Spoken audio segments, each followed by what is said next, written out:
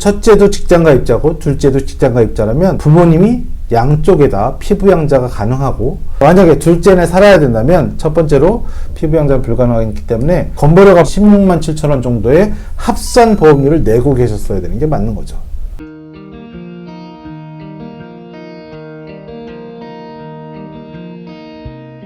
안녕하세요. 영문닥터 김용태입니다. 오늘 건강보험에 대한 이야기를 해볼 텐데요. 나이가 들어서 첫째 아들 내 집에 가서 살까, 둘째 아들 내 집에 가서 살까, 이런 고민해 보신 적 있으시죠? 건강보험료에서도 첫째 살아야 되는지 둘째 내서 살아야 되는지 어디에서 사는지에 따라서 건강보험료가 천지 차이 날 수 있다는 사실을 오늘 알려드리도록 하려고 합니다. 오늘 이야기에 사연을 주신 분은 이런 사연을 가지고 계시더라고요. 저는 지역가입자인데 휴업 중이라서 소득이 전혀 없고 최저보험료만 내고 있습니다.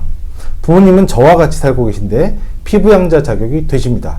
형이 지방에서 직장에 다녀서 형 밑으로 피부양자로 부모님을 등재해놨는데 동거 중인 자녀가 소득이 발생되면 비동거 중인 자녀 밑에 피부양자 등록이 탈락된다고 들었는데 맞나요? 이런 질문을 하셨어요.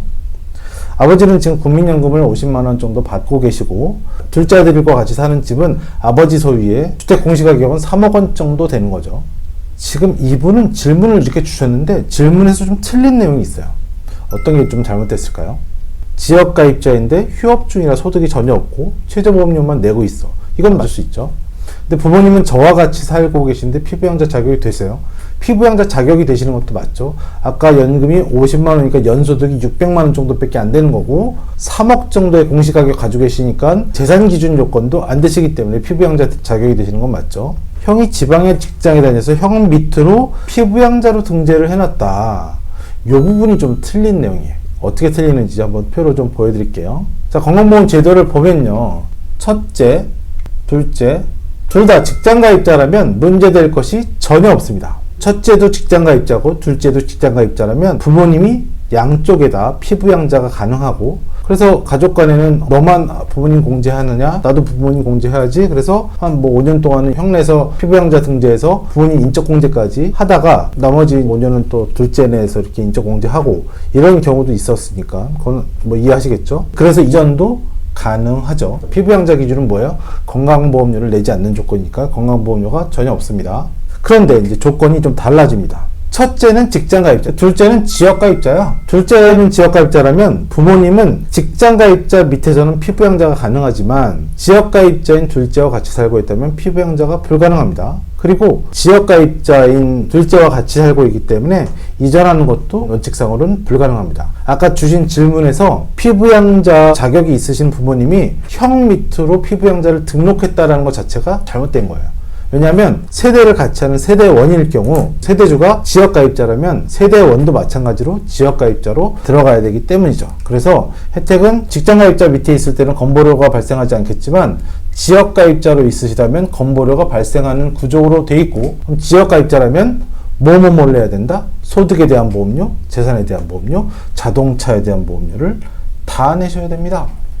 자, 정리하면 자녀가 둘 다 직장 가입자인 경우에는 주소지가 다른 부모님을 각각의 피부양자로 등록을 했다가 이쪽으로도 등록했다가 하실 수 있습니다. 주소지 달라도 상관없어요. 그런데 함께 사는 자녀가 지역 가입자인 경우 같이 사는 부모님은 피부양자로는 불가능하다.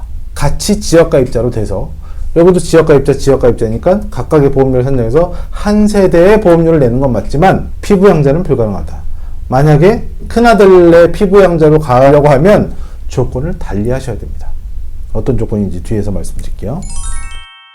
자, 만약에 둘째네 살아야 된다면 첫 번째로 피부양자는 불가능하다고 말씀드렸어요. 피부양자는 불가능하기 때문에 건보료가 발생하는데 이 건보료 13만 7천 원은 어떻게 계산된 거냐? 소득보험료 600만 원, 아까 50만 원씩 받고 있으시다 그랬잖아요. 50만 원의 연금 소득이니까 현재 기준으로 30%를 곱해주면 180만 원, 180만 원에 대한 소득 점수는 109점이고요.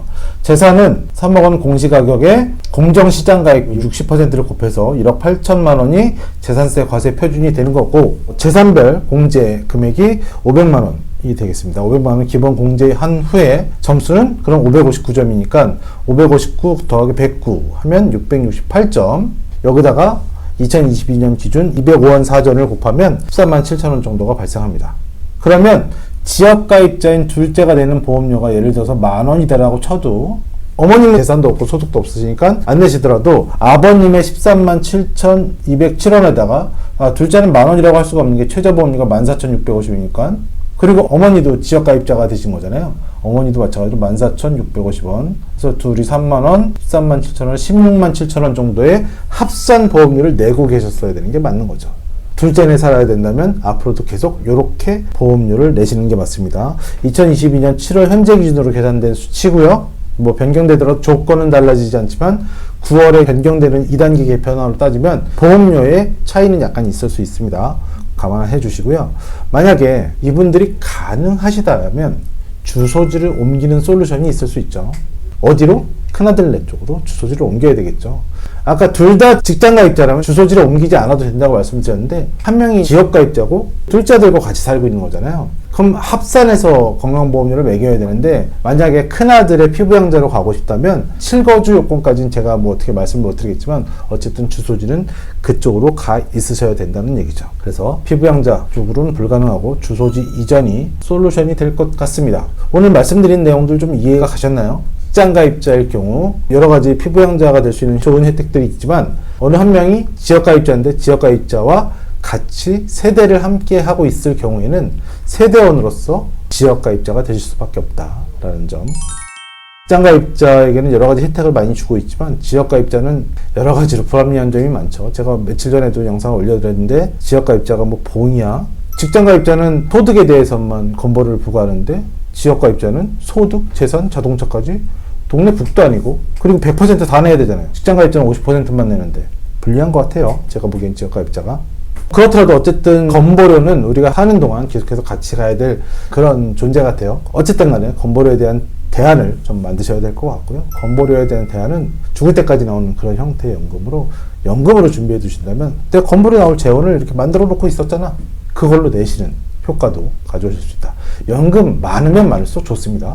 연금 많아도 후회 안 합니다. 재산 많으면 후회하죠. 한 번에 다 써버리고 후회하실 수 있지만 연금은 이번 달 다 써버리고 이번 달 망하더라도 다음 달 그날이 되면 똑같이 계속 나오는 거기 때문에 이 연금으로서 많이 준비를 해 놓으신다면 건보료에 대한 재원 준비도 가능하실 것 같습니다. 이렇게 좋은 얘기 드리는데 아래 구독은 누르셨겠죠? 좋아요도 누르셨겠죠? 저에겐 큰 도움이 될 것 같습니다. 자, 1600-0456, 4560대의 연금에 대한 고민을 해결해 드리는 번호 1600-0456으로 전화 주셔서 여러분들의 연금 고민을 상담해 보시기 바라겠습니다. 오늘 영상 어떠셨나요? 도움이 되셨다면 진짜 꼭 좋아요 눌러주시고 구독도 눌러주시고 다음번 영상에서 뵙도록 하겠습니다. 감사합니다.